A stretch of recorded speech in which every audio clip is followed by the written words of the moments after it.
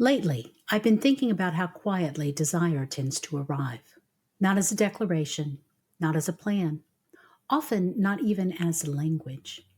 Sometimes it shows up as a small bodily shift, a sense of orientation before you know what you're oriented towards, a settling, a gentle pull, and most of us miss it, not because we're disconnected, but because we've been taught to listen for something louder.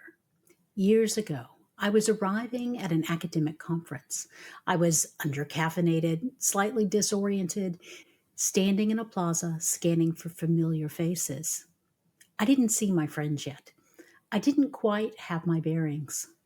At that point in my life, my desire wasn't subtle at all. I was on the academic job market, applying broadly, interviewing, watching closely for where I might land next. And then I noticed a man. He was tall, handsome, walking with purpose towards a van at the edge of the plaza. And I want to be very precise here. My attention registered his attractiveness, but my body didn't move towards him. There was no romantic pull, no imagining, no storyline. What arrived instead was steadiness, as if something in the scene quietly aligned. And then a thought came, plain, undramatic, oddly calm. Get in that van. It didn't feel exciting. It didn't feel urgent. It didn't ask me to override anything I knew. It didn't even explain itself. It felt grounding, the way some choices do when they ask very little of you beyond showing up. So I followed him across the plaza, and I got in.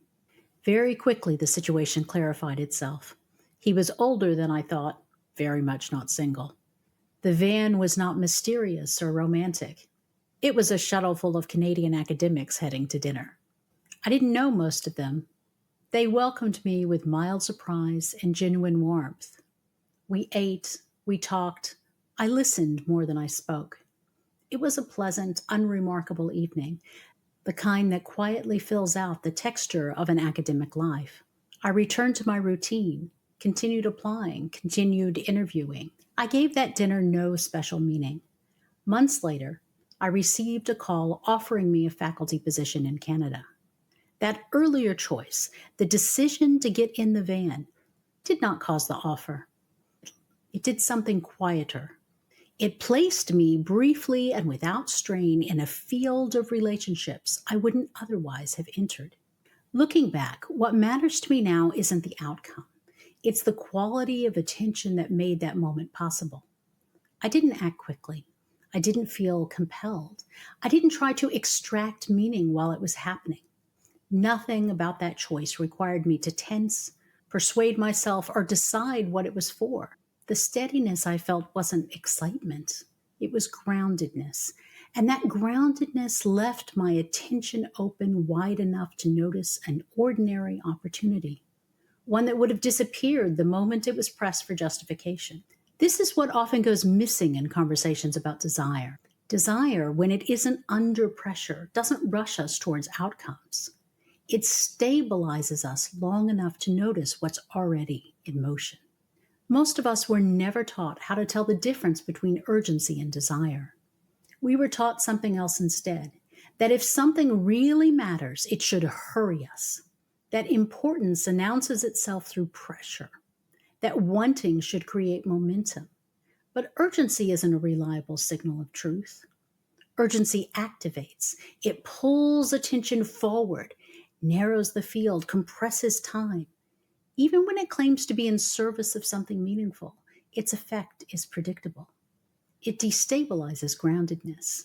Desire operates differently. Desire has gravity, not drama, not intensity, orientation.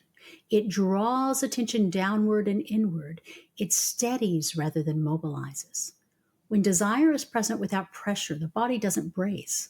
Time doesn't collapse. And this is why desire can remain quiet without disappearing. When urgency has been present for a long time, desire doesn't vanish. It withdraws. Sensitive systems track cost. They notice what happens after wanting is expressed, how much effort follows, how much explanation is required, how much stability is lost. If wanting reliably leads to escalation and overextension, the system adapts. Desire stops presenting itself clearly in places where it will be immediately pressed to perform. This isn't shutdown, it's conservation. So desire becomes private, a faint pull, an intermittent curiosity, a sense of something unresolved, not gone, just protected. This is why so many sensitive people say, I don't know what I want anymore. Often what they mean is something more precise. Wanting no longer feels safe to surface in environments dominated by urgency. Here's where things usually tangle. A preference appears, an interest, a quiet sense of this, not that, and almost immediately another question arrives. What am I supposed to do about this? That assumption that desire is asking for obedience is what silences it. Desire on its own is information. It says something about resonance, about fit, about what draws your attention when nothing is being demanded of you. It doesn't specify timing. It doesn't insist on resolution. Pressure is what turns desire into a command. And when desire is repeatedly misheard this way, it learns to go quiet, not because it's untrustworthy, but because it's been consistently misunderstood. For sensitive people, the work is rarely to want more. It's to make room for wanting without pressure.